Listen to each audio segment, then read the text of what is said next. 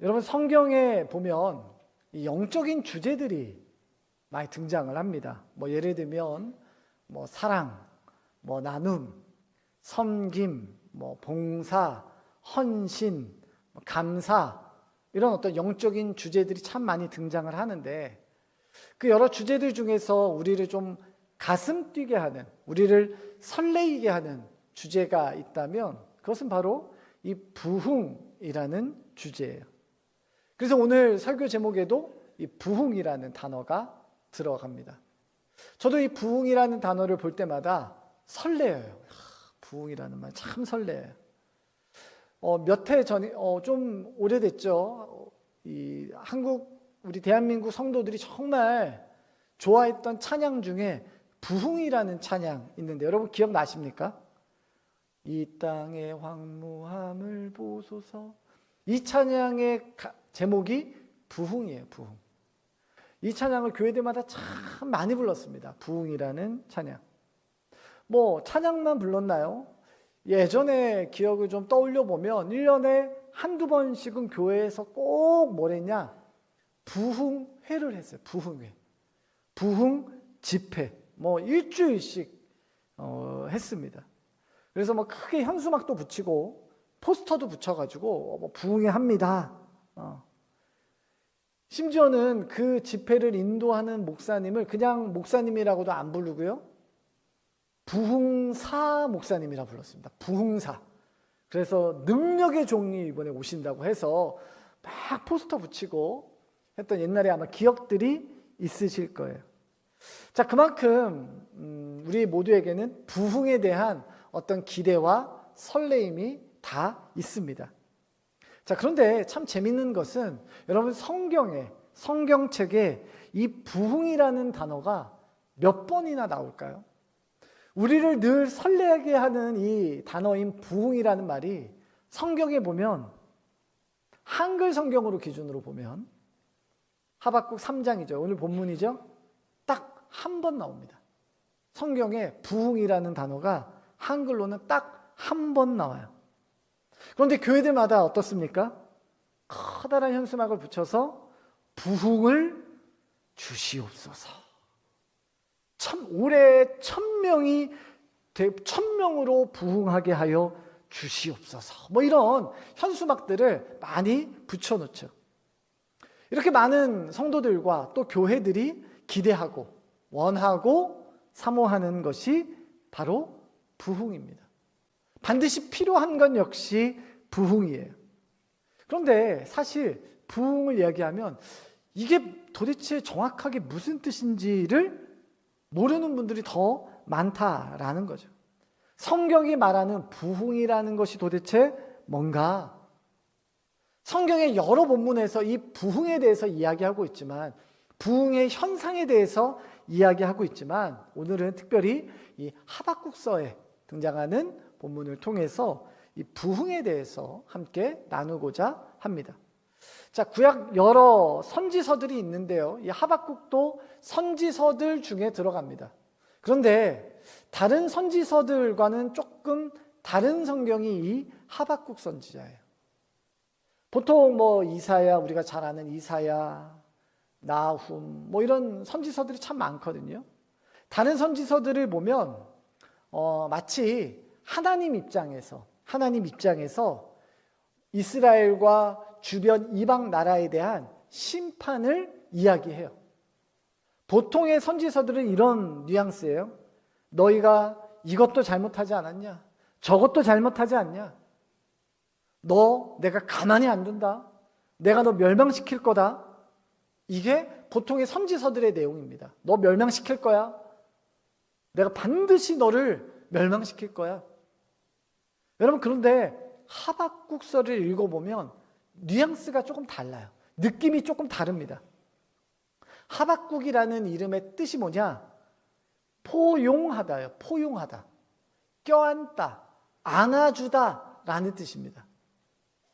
그래서 이 하박국서의 내용을 보면 그 이름처럼 하나님 입장에서가 아니라 인간의 입장에서, 우리 평범한 인간의 입장에 서서 마치 하나님께 변론하듯이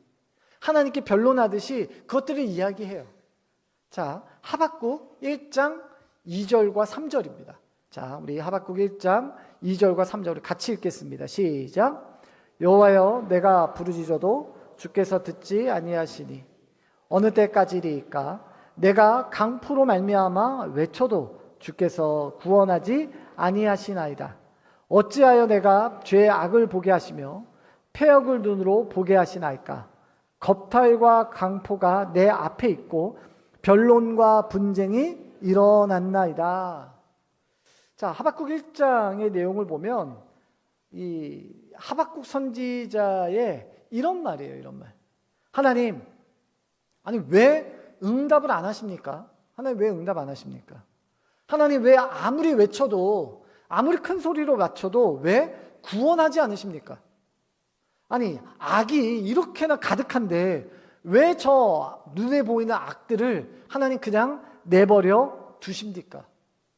저 거짓된 사람들을 왜 가만히 버려두십니까? 그리고 하나님, 왜 악인이 지금 의인들을 이렇게나 핍박하는데 왜 그것을 그냥 보고만 계십니까? 부당한 이익을 취하고 선한 이웃을 모함하고 심지어는 우상 숭배하는 저 사람들을 왜 하나님 그냥 내버려 두십니까? 오늘 하박국 선지자의 말이 이런 말이에요. 선지자의 이런 질문을 가장한 이 불평에 하나님은 선지자에게, 하박국 선지자에게 답을 주십니다. 어떤 답을 주시냐? 내가 가만히 내버려 둘 것 같냐? 내가 나의 정의가 무너지는 걸 그냥 보고만 있을 것 같냐? 우상 숭배하는 걸 내가 보고만 있을 것 같아? 걱정하지 마. 걱정하지 마. 내가 멸망시킬 거야. 내가 어떤 한 나라를 잘 세워서 그 나라를 통해서 세상의 모든 죄악을 내가 다 없애버릴 거야. 쓸어버릴 거야. 하나님이 하박국 선지자에게 이렇게 말씀하신 거죠. 하박국 선지자가 기대가 되잖아요. 그럼 그렇지. 우리 하나님이 이런 악인들을 내버려 두실 리가 없지. 드디어 이제 때가 됐구나. 때가 됐구나.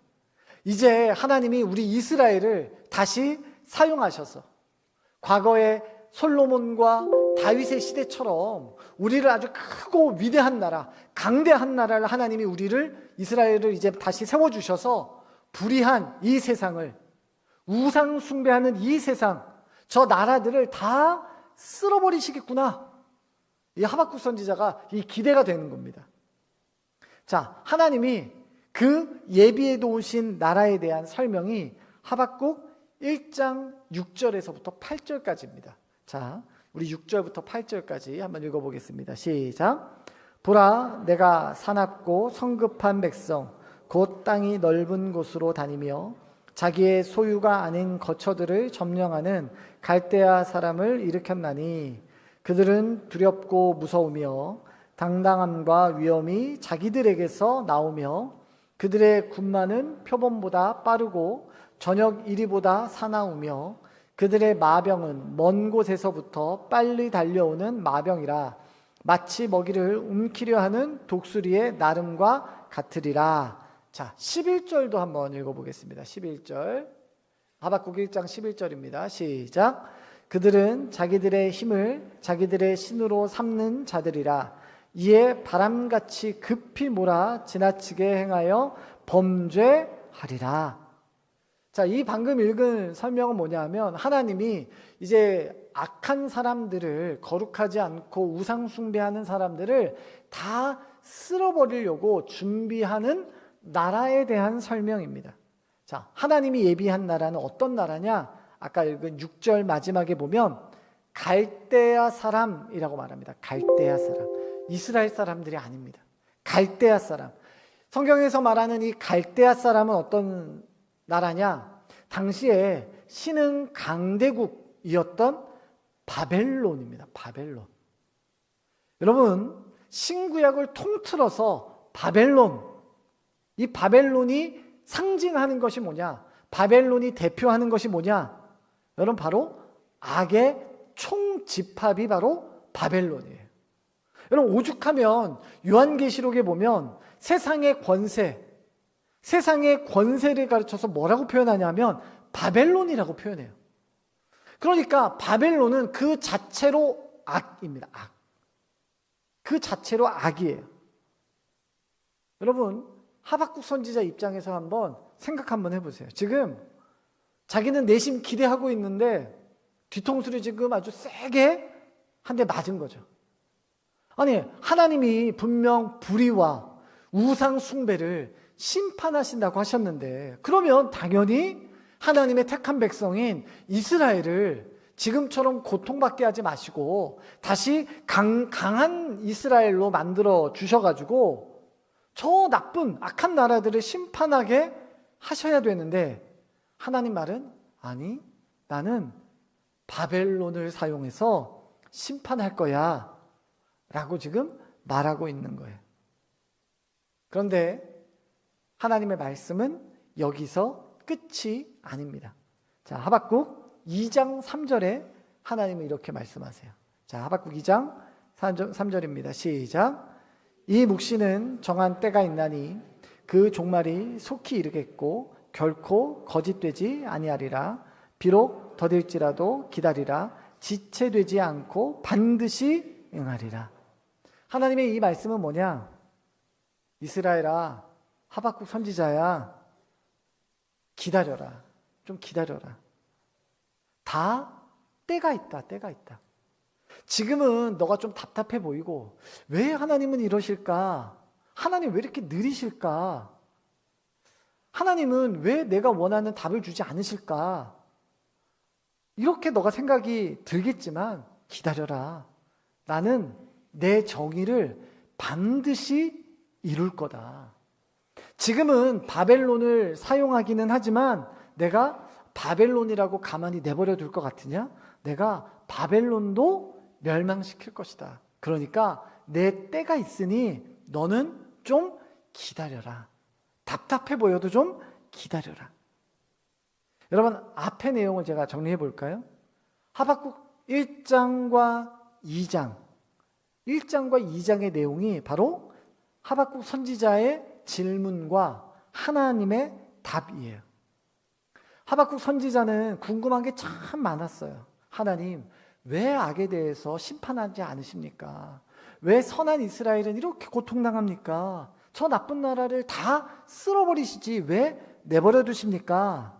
이렇게 말하는 게 1장이라면 2장에는 하나님이 말씀하시는 거죠. 아, 하나님의 말씀을 들으니 하나님의 때가 있군요. 하나님이 이루실 거군요. 하나님은 역시 신실하십니다. 라는 것을 하박국 선지자가 깨닫게 됩니다. 자신이 깨달은 것을 고백하는 것이 바로 뭐냐? 3장이에요. 3장. 자, 배경을 머릿속에 잘 새겨 놓으시고 다시 한번 오늘 본문인 3장 2절을 다시 한번 읽어보겠습니다. 자, 읽겠습니다. 시작. 여호와여, 내가 주께 대한 소문을 듣고 놀랐나이다. 여호와여, 주는 주의 일을 이 수년 내에 부응하게 하옵소서. 이 수년 내에 나타내시옵소서. 진노 중에라도 긍휼을 잊지 마옵소서. 여러분, 오늘 본문을 앞에 제가 설명드렸던 1장과 2장의 내용과 연결해서 이해하셔야 오늘 본문이 이해가 되는 거예요. 하나님이 말씀하시는 부흥이 무슨 뜻인지 이해가 되는 거죠. 여러분, 먼저 하박국 선지자가 말하고 있는 이 부흥이라는 말이 뭔가? 여러분, 부흥은요, 하나님이 원하시는 것, 하나님이 이루실 것을 명확하게 오해하지 않고 명확하게 알고 깨닫게 되는 것이 부흥이다라는 겁니다. 여러분, 오늘 3장 2절에 시작이 이렇게 해요. 여호와여, 내가 주께 대한 소문을 듣고 놀랐나이다. 하나님에 대한 소문을 들었습니다.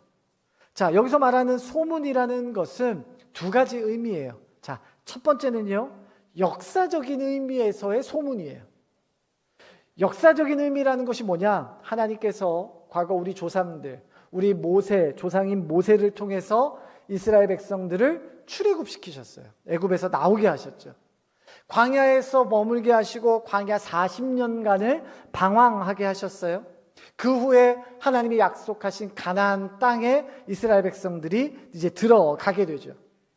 거기서 끝이 아닙니다. 하나님은 선지자들을 통해서, 사사들을 통해서, 왕들을 통해서 하나님의 나라가 굳건하게 세워져 가도록 하게 하셨어요. 그들을 통해 하나님의 나라가 세워져 갔죠. 그리고 지금까지 하나님께서 이스라엘을 포기하지 않으시고 하나님의 역사를 써내려오셨어요. 이게 바로 성경에서 말하고 있는 주에 대한 소문이에요. 소문. 과거의 역사. 하나님은 이런 분이십니다. 자, 첫 번째가 역사였다면 두 번째는요, 하나님의 뜻이라는 부분에서의 소문이에요. 여러분, 우리가 좋지 않는 소문, 안 좋은 소문을 보통 뭐라 그러냐? 루머라 그래요. 루머. 안 좋은 소문.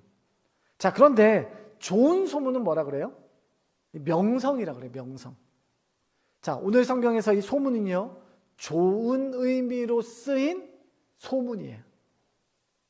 내가 하나님이 어떤 분인지에 대해서 잘 알고 있습니다. 하나님이 어떤 분이신지에 대해서 내가 들어 알고 있습니다. 하나님의 선택이 조금 이상한 것처럼 보여도 하나님이 그 안에 하나님의 계획과 뜻을 숨겨놓았다는 걸 저는 압니다. 어떻게 해요? 제가 하나님의 명성을 진작에 듣고 있었습니다. 하나님이 어떠한 분인지 제가 잘 알고 있습니다.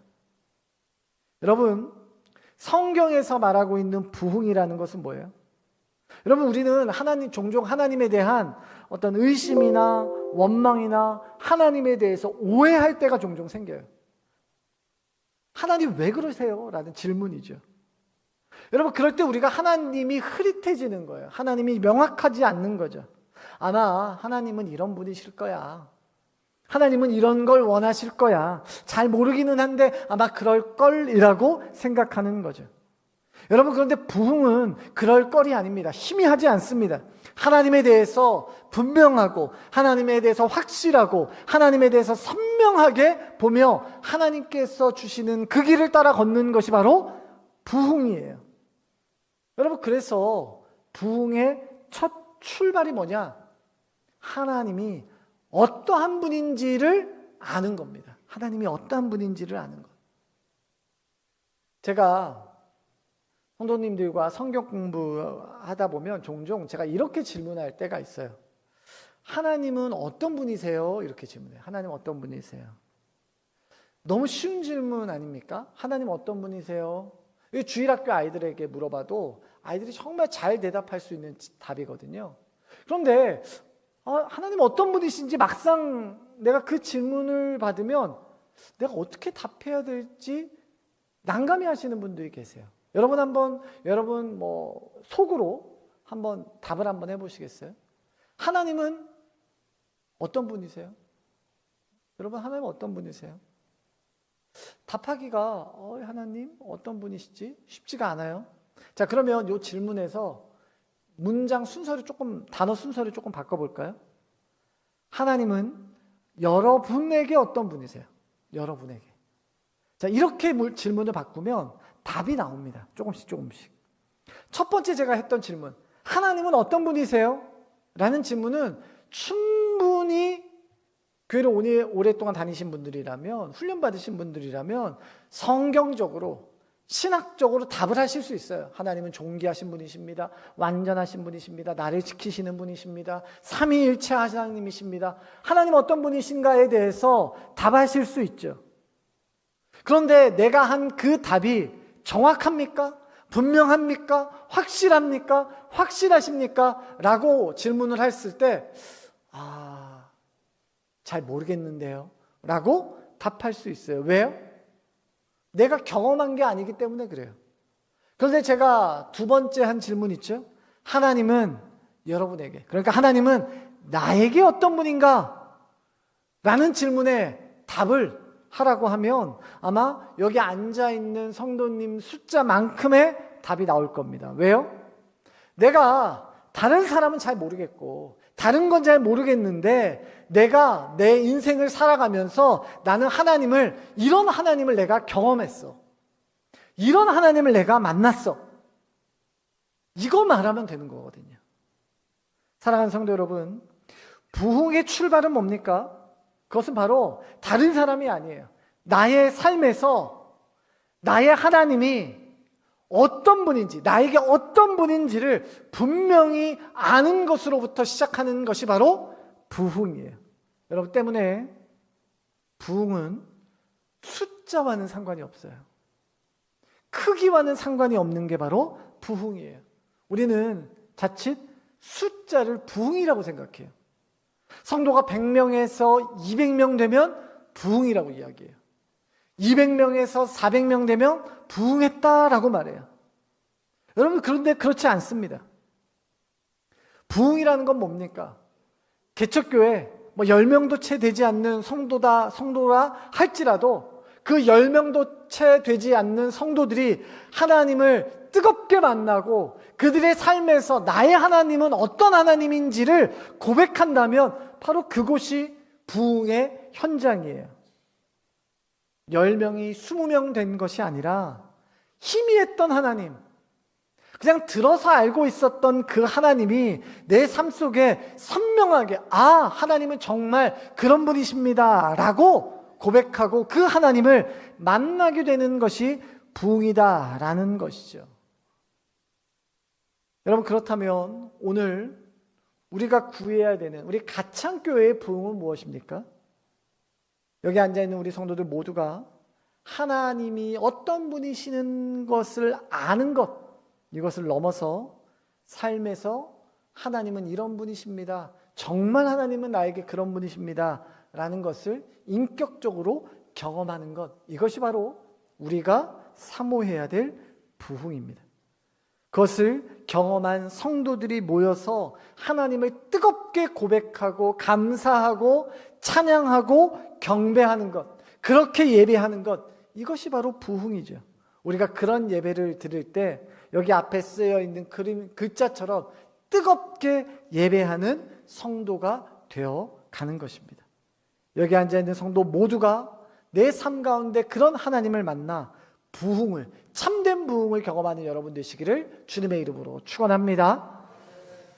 여러분 오늘 하박국 선지자가 의미하는 부흥의 첫 번째 의미가, 부흥은 하나님을 선명하게 명확하게 경험하고 알게 되는 것이 부흥이다 라고 말씀을 드렸어요. 자, 그러면 부흥의 두 번째 의미가 하나 있습니다.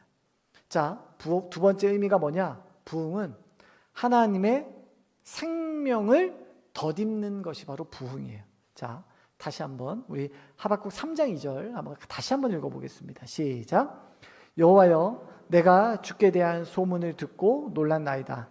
여호와여, 주는 주의 일을 이 수년 내에 부흥하게 하옵소서. 이 수년 내에 나타내시옵소서. 진노 중에라도 긍휼을 잊지 마옵소서. 여호와여, 주는 주의 일을 이 수년 내에 부흥하게 하옵소서. 여기서 이 부흥하다라는 히브리어 단어가 하야라는 단어입니다. 하야. 이 하야라는 본래의 단어의 의미에는 성장, 번영, 확장이라는 의미가 전혀 없습니다. 전혀 없어요.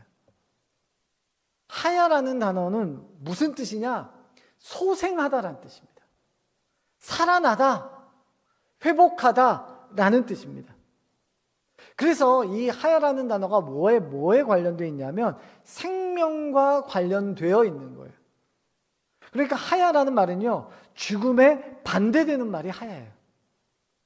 죽음을 극복한 것이 바로 이 부흥이 가지고 있는 의미예요.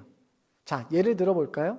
열왕기상 17장에 보면 엘리야가 이 사르밧 과부의 집으로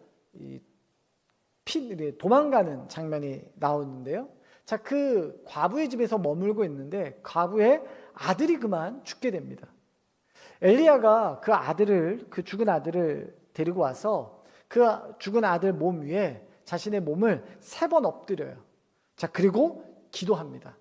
그러자 그 죽었던 아들이 살아나게 됩니다. 열왕기상 17장 22절입니다. 우리 같이 읽겠습니다. 시작. 여호와께서 엘리야의 소리를 들으심으로 그 아이의 혼이 몸으로 돌아오고 살아난지라. 여기서 이 살아난지라라는 말이 하야라는 단어예요. 성경에서 말하는 부흥이라고 해석한 하야. 죽음과는 반대되는, 죽음과는 상반된, 죽음을 이긴. 하박국 2장 4절에도요 이렇게 씁니다. 자, 같이 읽겠습니다. 하박국 2장 4절입니다. 시작. 보라, 그의 마음을 교만하며 그 속에서 정직하지 못하나 의인은 그의 믿음으로 말미암아 살리라. 여러분, 여기서 살리라가 하야라는 단어예요. 여러분, 성경에서 말하고 있는 이 부흥이라는 단어, 이 부흥이라는 단어가 가지고 있는 아주 중요한 키워드, 그것은 바로 뭐냐? 죽음이 생명으로 바뀌었다라는 겁니다. 육신의 죽음이 생명을 얻는 것이 바로 부흥이고, 죽었던 영혼이 하나님을 믿는 믿음으로 새 생명을 얻는 것이 바로 부흥이에요. 때문에 부흥이 일어나는 곳에는 어떤 일이 일어나냐? 죽었던 것들이 살아납니다. 불가능한 것들이 가능하게 되는 거예요. 이루어질 수 없는 것들이 이루어지는 것이 바로 부흥의 현장에 일어나는 것이죠. 그래서 부흥이 일어나는 곳에는요, 야, 다 끝났어. 그거 불가능해. 그냥 포기해. 그거 안 돼. 라고 다 이야기하는 곳에 필요한 것이 바로 부흥이에요. 다 끝났어. 더 이상 내가 세상에 살 이유가 없어. 우리 부부는 이제 끝났어. 이혼밖에는 답이 없어. 아들, 딸, 더 이상 희망이 없어. 그냥 포기해. 의사도 포기했어. 더 이상 소망이 없어. 그러니까 그냥 포기해. 그 절망의 순간에 하나님 외에는 답이 없습니다. 하나님이 붙드시지 않으면 답이 없습니다라고 고백하는 것이 바로 부흥이에요. 사람이 많이 모여서 숫자가 늘어나는 것, 여러분, 제가 오해하지 않으시도록 자신 있게 한번 말씀드릴게요. 여러분, 그것은 부흥이 아닙니다. 진짜 부흥은요, 교회를 통해서 죽어가는 영혼들이 살아나는 역사가 일어나는 것이 부흥이에요. 사람 살아나는 것이 부흥이에요. 영혼이 살아나는 것이 부흥이에요. 불가능이 가능이 되는 것이 부흥이에요. 깨졌던 것들이 다시 온전하게 되는 것이 부흥이에요. 여러분, 오늘날 깨진 가정들이 너무도 많아요. 깨진 가정들.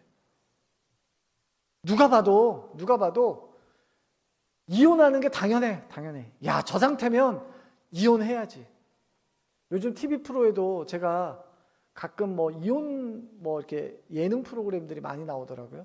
제가 안 봅니다. 답답해서 못 보겠어요. 제가 화나가지고 못 보겠더라고요. 많은 사람들이 야, 저러고 어떻게 살아? 이혼하는 게 당연하지. 회복 불가능이야. 희망이 없어. 여러분, 그런 가정의 부흥은 뭡니까? 그 가정이 하나님을 만나서 그 가정이 소망이 없다라고 이야기했던 그 가정이 다시 회복되는 역사가 일어나는 것이 바로 부흥이죠. 우리 가정에게 필요한 부흥이에요.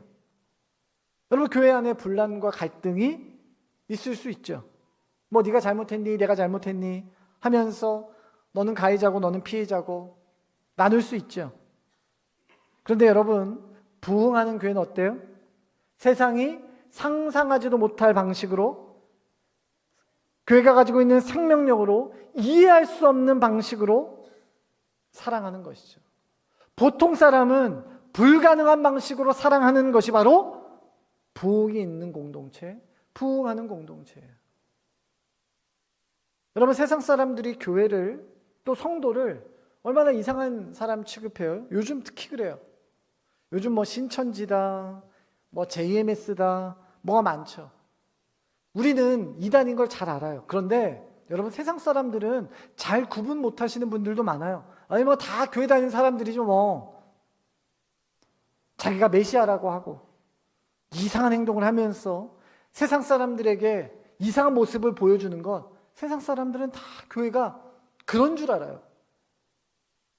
우리가 아무리 우리는 이단과는 다릅니다, 우리는 저 사람들과는 다릅니다 라고 설명해도 세상 사람들은 관심이 없습니다. 여러분, 우리가 필요한 건 뭐예요?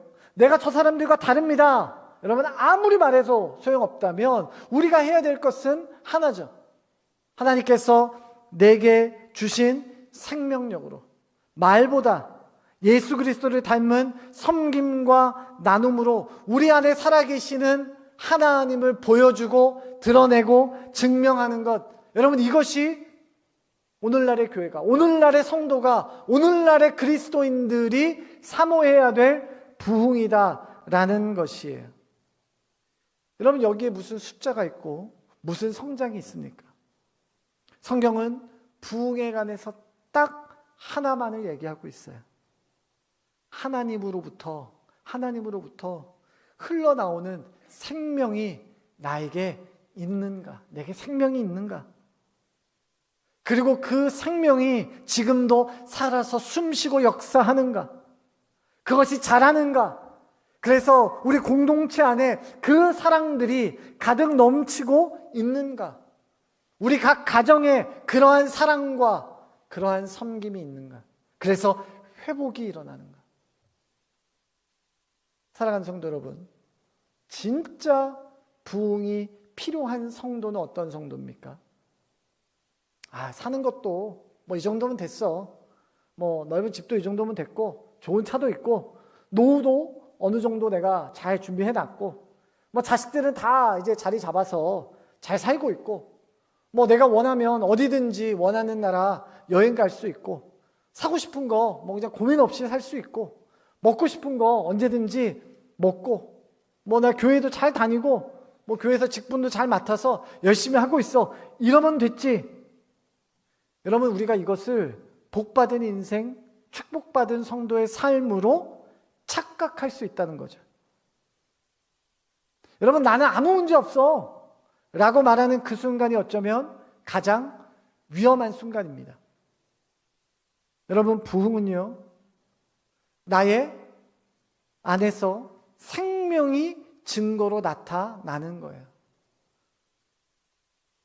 죽었던 것들이 살아나고, 두려움이 사라지고, 갈등과 분노가 눅눅듯 녹여나는 현상이 일어나는, 내 삶 속에서 그런 것이 일어나는 것이야말로 부흥하는 성도의 삶이에요. 내가 얼마나 편하게 살고 있는가, 얼마나 안정적으로 살고 있는가가 아닙니다. 내 안에 생명이 있다면 그 생명의 역사가 정말 나타나는가. 그것을 경험한 성도들은 무엇을 고백합니까? 하나님 이런 분이십니다, 나의 하나님은 이런 역사를 이루셨던 분이십니다 라고 우리가 고백할 수 있게 되는 것이죠. 여러분, 성령의 이런 역사가 일어날 때 그것이 바로 부흥의 출발점이 되는 것입니다. 사랑하는 성도 여러분, 저와 여러분의 삶에서 하나님이 내게 주시는 역동하는 생명력, 그 생명력으로 하나님 주시는 부흥을 여러분의 삶 가운데 경험하게 되시기를 주님의 이름으로 축원합니다. 이제 우리 말씀 기억하며 우리 같이 찬양합시다. 앞에서 제가 말씀드렸던 이 부흥이라는 찬양, 이 땅의 황무함을 보소서, 우리 같이 찬양합시다.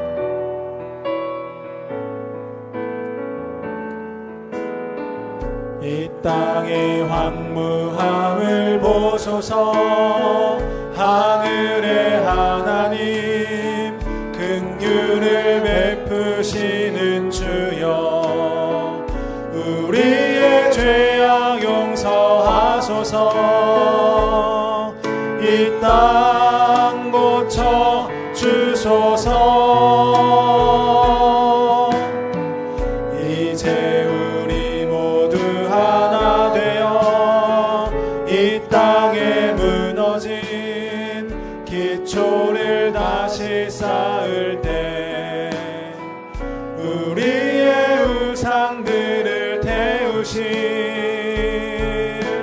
성령의 불 임하소서. 부흥의 불길 타오르게 하소서. 진리의 말씀 이 땅 새롭게 하소서. 은혜의 강물 흐르게 하소서. 성령의 바람 이제 불어와. 오 주의 영광 가득한 새날 주소서. 오 주님 나라 이 땅에 임하소서. 이 땅에 황무함을 보소서. 이 땅의 황무함을 보소서. 하늘의 하나님 긍휼을 베푸시는 주여, 우리의 죄악 용서하소서. 이 땅 고쳐주소서.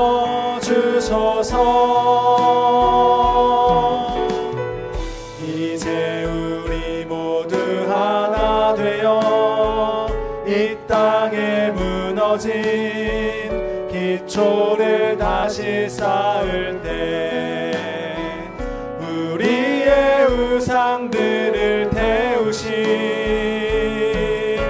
성령의 물 임하소서. 부흥의 불길 타오르게 하소서. 진리의 말씀 이 땅 새롭게 하소서. 은혜의 강물 흐르게 하소서. 성령의 바람 이제 불어와. 오 주의 영광 가득한 새날 주소서. 오 주님 나라 이 땅에 임하소서. 부흥의 불길 타오르게 하소서. 부흥의 불길 타오르게 하소서. 진리의 말씀 이 땅 새롭게 하소서. 은혜의 강물 흐르게 하소서. 성령의 바람 이제 불어와. 오 주의 영광 가득한 새날 주소서. 오 주님 나라 이 땅에